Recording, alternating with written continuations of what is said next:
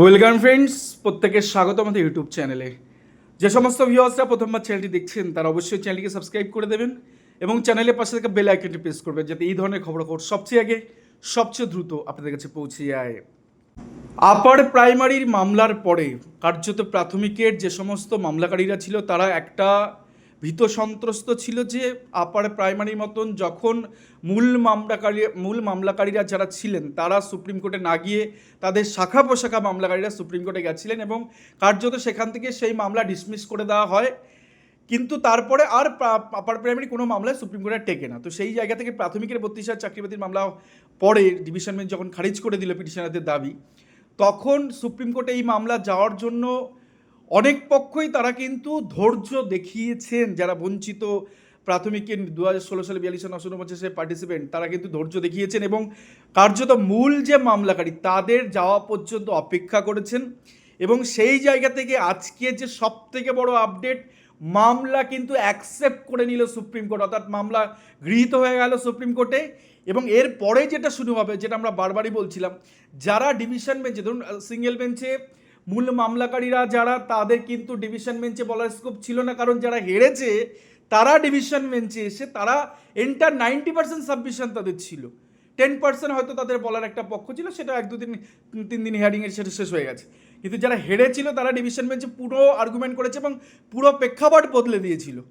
সেই জায়গা থেকে সেগ্রিগেশন করেছিল সিবিআইয়ের ডাটাবেসে যে দুর্নীতি হয়েছে আর দুর্নীতি হয়নি, কারা দুর্নীতি করেছে, এইটাকে তারা সেগ্রিগেট করতে তারা পেরেছিল। কিন্তু এক্ষেত্রে যেটা এবার সুপ্রিম কোর্টে যে ঘটনাটা ঘটলো, সেখানে 90% অর্থাৎ 90% যারা ডিভিশন বেঞ্চে হেরে গেছে, অর্থাৎ সিঙ্গেল বেঞ্চে রিট পিটিশনার সহ যারা একই দাবিতে সুপ্রিম কোর্টে এসএলপি করেছেন, তাদের বক্তব্যই কিন্তু মেজরিটি পাবে এবং এইটা অনেকটা মানে 90% শুনানি কিন্তু তারাই করতে সক্ষম হবেন।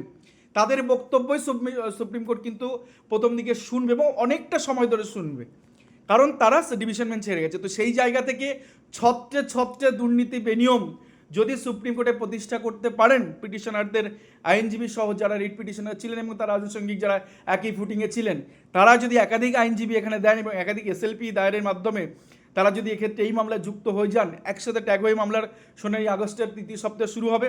মামলা গ্রহণটা ভেরি মাচ ডিফিকাল্টি ছিল, অনেকেই যারা ইন সার্ভিস টিচার তাদের থেকে আসছিল প্রথম দিনে খারিজ, এবং বড় বড় আইনজীবী, প্রাক্তন আইনজীবী তারাও বলেছিলেন যে জেতার পরে এখান থেকে দেরি করার দরকার নেই, ক্যাভিয়েট করো, প্রথম দিনে যাতে খারিজ হয় তার ব্যবস্থা করো। কিন্তু সেই খারিজ কিন্তু হলো না। ডিভিশন বেঞ্চে সেই মামলার করার পর সুপ্রিম কোর্টে প্রথম দিনে খারিজ, কিন্তু এই পুরো বিষয়টাই কিন্তু আর থাকলো না, মামলা অ্যাডমিট হয়ে গেছে। এবারের পুঙ্খানুপুঙ্খ শুনানি চলবে এবং সুপ্রিম কোর্টে বিচারপতি দিবঙ্কর দত্ত মহাশয় সহ আরও যে বিচারপতিরা ছিলেন, মানে বিচারপতি ছিলেন, তাতে করে কিন্তু 2-3টে জিনিস আজকে হয়তো মিসগাইডেড হয়ে বলেছেন যে বাচ্চাদের সাথে কোনো কম্প্রোমাইজ হবে না, শিশু শিক্ষার্থী বা বিদ্যার্থী যারা আছে তাদের সাথে কোনো রকম আপোষ করা যাবে না, এই বক্তব্য কিন্তু আজকে উঠে এসছে।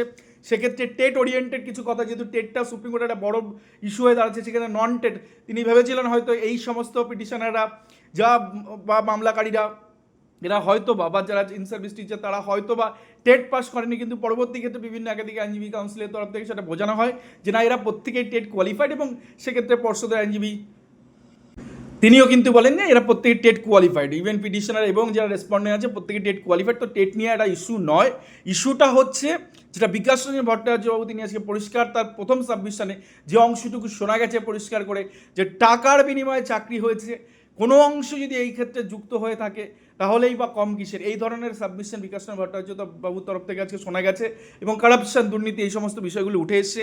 এখন এই মামলা অ্যাডমিশন হিয়ারিং হয়ে যাওয়ার পর, অর্থাৎ এই মামলা অ্যাডমিট হয়ে যাওয়ার পর এর কিন্তু সুদূর প্রসারী বিস্তার একটা আছে। তার কারণ হচ্ছে এবার ছত্রে ছত্রে প্রতিটা পয়েন্ট নিয়ে আলোচনা হবে, যেটা আমরা বারবারই বলছিলাম, যদি প্রথম দিনই খারিজ হয়ে যেত এই মামলা তাহলে অনেক জিনিসগুলো বন্ধ হয়ে যেত এবং এই প্রোটেকশন নিয়ে আগামী দিনে যে সমস্ত চাকরি পরীক্ষার্থী বিভিন্ন মামলা করে বসে আছেন, সেই মামলা মাদুলি বানিয়ে সুপ্রিম কোর্টে বিভিন্ন পর্ষদের আইনজীবী তারা ঘুরে বেড়াতেন এবং সেক্ষেত্রে কোনো রকম কোনো পথের দিশা খুলতো না।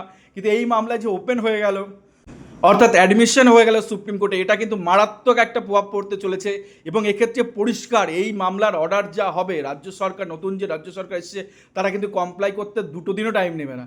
কারণ যা হবে তা কিন্তু এরা অ্যাকসেপ্ট করবে এবং গ্রহণ করবে। সেক্ষেত্রে মামলাকারীরা, রিট পিটিশনাররা সব, আরও যে মামলাকারীরা আছে, তারা সর্বতভাবে চেষ্টা করবে যে এই রিক্রুটমেন্টে প্রতিটি ছত্রে ছত্রে যে বেনিয়ম উঠে এসেছে, বিশেষ করে কাট অফ মার্কস যদি ফেলে দেওয়া হয়, বিচারপতিরা কিন্তু মাথা খেয়ে যাবেন সেখানে।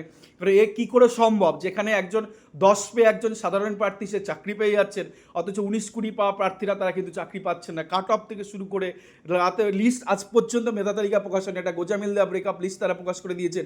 ওভারএজ নিয়োগ করে দিয়েছে, কোন মর্মে ওভারএজ নিয়োগ করেছে, অ্যাডিশনাল 5% প্যানেল নিয়ে রাতের অন্ধকারে 11টা অ্যাডিশনাল প্যানেল পাঠিয়ে চাকরি হয়েছে। প্রথম সাবমিশন যেটা উঠে আসার কথা যে রাতের অন্ধকারে SMS পাঠিয়ে নিয়োগগুলো হয়েছে, কোনো তালিকা সেই অর্থে ছিল না, কোনো মূল তালিকা আজ পর্যন্ত প্রাথমিক শিক্ষা পর্ষদ বের করতে পারেনি, ডিস্ট্রিক্ট ওয়াইজ কোনো কাউন্সিল সেই অর্থে কোনো তালিকা প্রকাশ করতে পারেনি, যেখানে বোঝা যাবে যে একজন প্রার্থী সে কত নাম্বারের জন্য ডিপ্রাইভ হয়েছে, কার্টিয়ে করলে তার সদুত্তরগুলো পাওয়া যায়নি। সেই সাথে সাথে এই যে লাগামহীন দুর্নীতি এই নিয়োগের ক্ষেত্রে আমরা দেখেছি যে কার্যত SSC 26,000 যে ঘটনাগুলো ঘটেছে, এখানে যে সেই ঘটনা নেই তা বললে কিন্তু নয়। একাধিক দ্বার ওএমআর শিট, যে ওএমআর শিটের প্রসঙ্গ মেবি হয়তো এই শুনানিতেও আসলেও আসতে পারে, সেখানে একদম স্ক্যান করে কোনো কপি রাখা হয়নি, শুধুমাত্র ডিজিটাইজ, হ্যান্ডমেড, ম্যানমেড, কম্পিউটারাইজড, মানে চেঞ্জ করা যায় এরকম একটা শিট তারা রেডি করে রেখেছে। একাধিক বিষয় এই মামলায় কিন্তু উঠে আসবে। সিবিআই চার্জশিট ওএমআর কথা উল্লেখ রয়েছে। দিনের পর দিন নিয়োগ করে গেছে। 2016 সালে রিক্রুটমেন্ট কবে তার প্যানেল এক্সপায়ার করেছে কেউ সেটা জানে না। একরকম সাবমিশন তারা হাইকোর্টে দিচ্ছে, অথচ অন্যরকম সাবমিশন অন্য কোর্টে তারা দিচ্ছে। নানান রকম হুজ্জুতি এই প্যানেলের সাথে হচ্ছে, শুধুমাত্র নন 10 প্যানেল না, 10 প্যানেলে এইরকম দুর্নীতি, এইরকম বেনিয়ম, এরকম সঞ্জন পোষণ কিন্তু হয়েছে। কারণ যদি সেই জায়গা থেকে এই মামলা সুপ্রিম কোর্টে গ্রহণটা কতটা মারাত্মক প্রভাব পড়বে সেটা তো আগামী দিনে বোঝা যাবে। কারণ এই মামলা গ্রহণ হয়ে যার সাথে সাথে প্রতিটা ছত্র দুর্নীতি আবার নতুন করে প্রকাশ পাওয়া, যেটা ডিভিশন বেঞ্চ হয়তো সেই বিষয়গুলো বুঝে উঠতে পারেননি, কিন্তু সেক্ষেত্রে সুপ্রিম কোর্টের এই বিচারপতিদ্বয় তারা কিন্তু বুঝে উঠতে পারবেন বলেই মনে হচ্ছে। তার কারণ তারা কিন্তু শিশুদের সাথে কোনো রকম কম্প্রোমাইজ তারা করবেন না।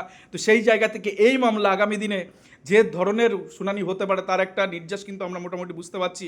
তো আগামী দিনে ভয়ঙ্কর পরিস্থিতি তৈরি হতে চলেছে এবং রাজ্য সরকার তাদের সাবমিশন, তাদের তথ্য যদি তারা সত্যিই তুলে দেয়, তাহলে তো এখানে হয়েই গেল গোটা বিষয়টা।